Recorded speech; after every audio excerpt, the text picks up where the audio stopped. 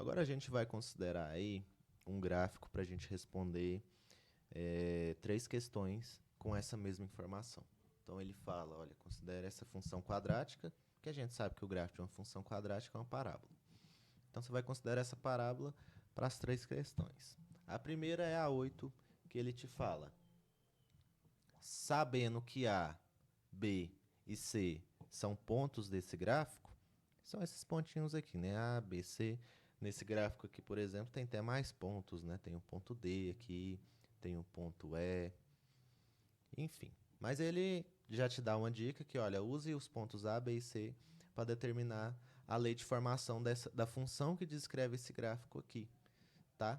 Então, agora você vai usar todos os seus conhecimentos de funções quadráticas e a gente parte do seguinte, olha, a lei de formação de uma função quadrática é determinada por essa equação, uma equação de segundo grau, certo? Lembrando, pessoal, esse A sempre é diferente de zero, tá? Não existem funções quadráticas com coeficiente A, que é o coeficiente quadrático, igual a zero, tá bom? Esse aqui é um peguinha que a gente pode colocar. Eu não gosto de colocar esse tipo de peguinhas, porque mesmo você sabendo, né, a lei de formação da função, você pode esquecer desse detalhe e errar a questão, né? Mas entenda, né? É imprescindível você ter isso aqui na mente quando você está estudando funções quadráticas. Então, bora lá. Então, ele pede para analisar o ponto A, que tem essas coordenadas. A, x vale 0 e y vale 2. O B, x vale 1 e y vale menos 1. E C, que x vale 2 e y menos 2. Pessoal, a primeira informação, a gente sabe as características do gráfico da nossa função simplesmente olhando as constantes. O que significa quando esse A é positivo? Com cavidade voltada para cima. É o que a gente tem aqui? Sim. Então a gente já sabe que a gente não sabe o valor ainda, mas a gente sabe que ele não é zero e que ele tem que ser positivo. Mas existe uma constante aqui que ela é muito útil, que é a constante do termo independente, né? Que é a constante aqui que não multiplica nenhuma incógnita, que é a C. O que essa constante nos diz? Ela nos diz onde o gráfico intercepta o eixo Y. E olha aqui, né? Quem que é o ponto que intercepta o eixo Y? É necessariamente o ponto A. Então a gente já pode concluir o seguinte, olha. Se C da minha equação canônica é onde o gráfico intercepta o eixo y, então a gente sabe que, e se ela intercepta o eixo y em 0 e 2, a gente sabe então que o C tem que ser igual a 2. Né? Conseguem ver isso aí? Né? É uma implicação direta aqui, tá? Não existe nem cálculo para você fazer. Existe o cálculo do porquê que é C, mas a partir do momento que você tem posse essa informação, você já pode argumentar, né? Que C é onde intercepta o eixo Y, e nesse caso intercepta em 2, portanto C é igual a 2. Pessoal, o segundo dado aí muito importante é o ponto C. Olha só, depois a gente usa no B e vocês vão entender porque eu estou deixando ele por último. O nosso ponto C, ele é exatamente o vértice da nossa parábola.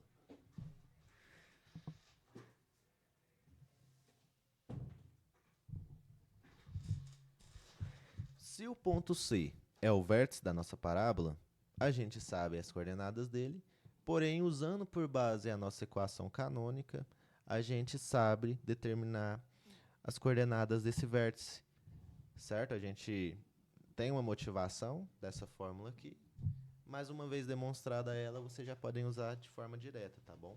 Igual a fórmula de Bhaskara, só decora e aplica aí. Né, no ensino médio, entenda, né? Situações e situações que você vai se encontrar na sua vida. Por enquanto é só você decorar essa forma. A primeira coordenada é menos b sobre 2a e menos delta sobre 4a. Lembrando que delta é b quadrado menos 4 vezes ac. Então, se o vértice é esse ponto e tem essas coordenadas, porém, olhando o gráfico, eu já sei as coordenadas do vértice, que é o ponto C, que é 2 e menos 2. Pessoal, aqui ficou ruim, tá? Porque aqui a gente está olhando o ponto C e antes eu estava falando da constante C. Pessoal, não tem nada a ver uma com a outra, tá bom? Quer dizer, né, no âmago da coisa, lá no núcleo, as duas coisas são relacionadas. Mas aqui eu estou falando da constante da sua lei de formação canônica, e aqui eu estou falando do ponto C do gráfico. Tá? Eu até coloquei maiúsculo aqui e aqui minúsculo. Não confunda as duas coisas aí. Então a gente sabe as coordenadas do vértice e a gente sabe determinar o vértice olhando o gráfico. Então, o que tem que acontecer? A primeira coordenada tem que ser igual à primeira coordenada, a segunda coordenada igual à segunda coordenada. Então, aplicando esse raciocínio aí, menos b sobre 2a tem que ser igual a 2 e menos delta sobre 4a tem que ser igual a menos 2. Pessoal, a gente tem que simplificar essas equações agora, né? Então, olha só, a primeira, menos 2 está dividindo, passa multiplicando, e menos passa para o outro lado, menos, né? Ou você poderia passar menos 2a direto como menos 2a aqui, enfim. Propriedades aí elementares, né? Existem vários caminhos para você fazer isso.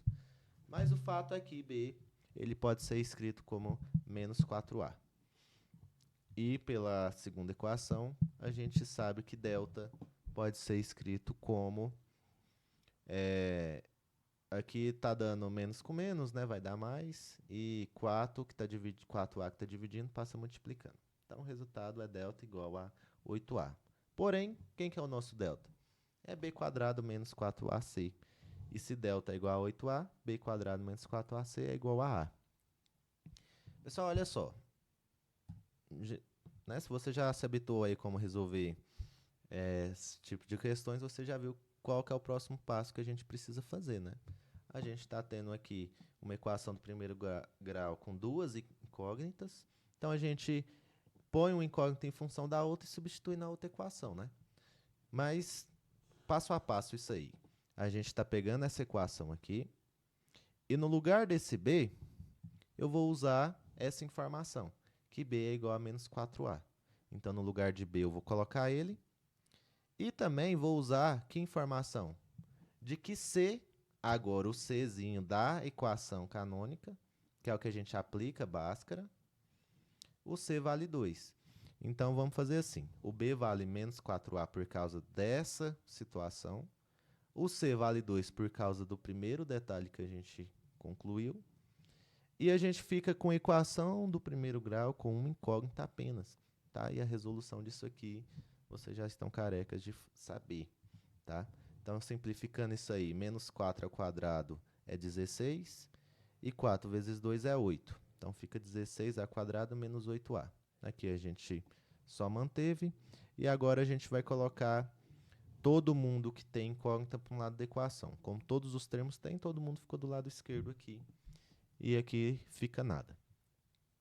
Mas olha só, menos 8 com menos 8, a gente sabe que é o nosso menos 16a. E aqui, pessoal, a gente chega numa equação o quê? De segundo grau. Olha que interessante. Aqui, basicamente, aqui você tem pelo menos 3 formas de fazer. 2 delas são velhas conhecidas de vocês. A primeira, mais velha ainda, que é você aplicar Bhaskara em cima dessa equação aqui. Olha que interessante, né? A gente usou Bhaskara aqui, né? A gente usou ideias de Bhaskara para chegar nessa equação, e a gente está aplicando Bhaskara novamente para achar esses coeficientes. Interessante, né? Mas uma forma mais interessante, que isso aí eu passei para algumas turmas de estudo orientado, que é a seguinte: quando você tem uma equação do segundo grau sem termo independente, ou seja, todo mundo aqui está sendo multiplicado pela incógnita, você pode colocar a incógnita em evidência, tá? Então, aqui, eu vou tirar um a multiplicando todo mundo. Por quê? Porque 16a vezes a, né, aplicando propriedade distributiva aqui, a gente chega nesse termo. E aplicando propriedade distributiva aqui, a gente chega nesse outro. Então, essa equação é equivalente a essa aqui de baixo. E agora a gente tem que usar aquela propriedade do seguinte: o produto de duas coisas só é igual a zero se pelo menos uma delas é igual a zero, certo? Então, a gente chega em duas situações. Ou a é igual a zero, ou 16a menos 16 é igual a zero. né? Bem, o segundo passo aqui eu coloquei de forma mais direta, mas o que você tem que entender, né? Se 16A menos 16 é igual a zero, então você vai ficar com 16 passa para o lado direito, fica A igual a 16 sobre 16, que é igual a 1, tá bom? Só você olhar aqui, olha, se A igual a 1, fica 16 menos 16, e ficaria 1 vezes zero, né? Agora, se A não é zero, se A não é 1, ele tem que ser zero. Mas olha só, que coisa, né? Olha a nossa fórmula canônica aqui. Qual que é aquela condição, né, sutil que a gente precisa para o coeficiente quadrático? É de que ele não seja zero. Se ele não pode ser zero, qual que é a questão, a resposta que nos resta? Ele ser igual a 1. Pessoal, bora voltar aqui só mais um pouquinho, olha. Daqui para baixo, vocês sabem fazer de 3 formas. A primeira, aplica Bhaskara aqui. A segunda, coloca em evidência. E a terceira, eu nem vou entrar porque só alguns alunos aí que eu vi que tem interesse em aplicar ela. E como eu disse, esse vídeo ele é para apresentar soluções mais rápidas e mais familiares de vocês.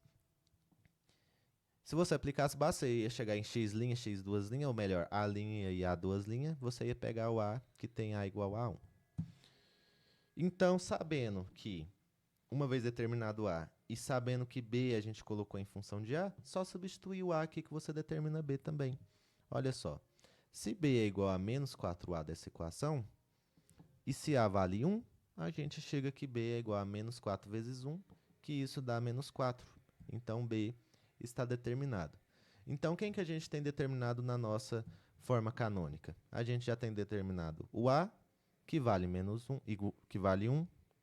A gente tem determinado b, que vale menos 4. E a gente tem determinado c, que vale 2. Então, portanto, a função, a lei de formação da função, a lei de formação da função que define essa parábola aqui é a função f de x igual a x quadrado menos 4x mais 2. E é isso que a questão 8 pede para você fazer. Agora, a questão 9, eles te falam o seguinte. Olhando o gráfico, qual o conjunto imagem dessa função?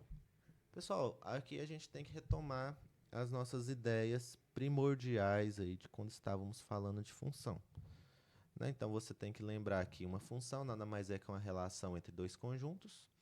No caso de uma função do segundo grau, a gente fala que que o domínio é real nos reais. Então, é a relação entre conjunto real no conjunto real. O que essa função vai fazer? Vai pegar elementos do domínio e relacionar elementos do contradomínio, de tal forma que essa relação pode ser determinada por uma lei de formação. E o que é o conjunto imagem? Conjunto imagem nada mais é que o conjunto de todos esses y's aqui, né? Olha só a definição do conjunto imagem. São todos os y's, tal que esse y pode ser escrito como f de x, com esse x variando no domínio da sua função. Mas aí já bate aquele desespero, né? Porque aqui começa a aparecer algumas notações um pouco que vocês não estão tão acostumados, embora a ideia por trás disso aqui é uma ideia muito simples, tá? Mas o que você tem que fazer quando uma questão te pede o conjunto imagem da função? Basicamente, você vai fazer o seguinte. Olha aonde tem o gráfico da função. Nesse caso aqui, é a partir do ponto menos 2. Tá vendo? Então, é de menos 2 para cima tem gráfico. De menos 2 para baixo não tem nada. Então, você vai falar o seguinte, olha. Eu estou vendo que de menos 2 para cima eu tenho gráfico. Então, eu concluo o seguinte. O conjunto imagem da função f são todos os valores de y que são maiores ou igual a menos 2. Ou seja, são os y que partem de menos 2 para cima. Tá vendo?